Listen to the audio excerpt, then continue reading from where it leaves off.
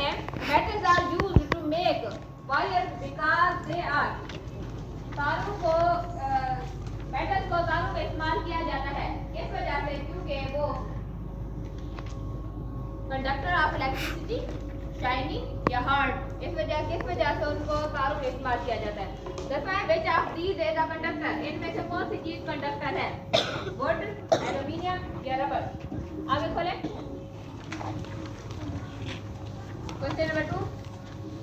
यहाँ पे आपके पास है गलत सही, ठीक है। Write T for the truth, for true जो ठीक है उसके सामने टी लिखेंगे, and F for the false जो गलत है उसके सामने एफ लिखेंगे।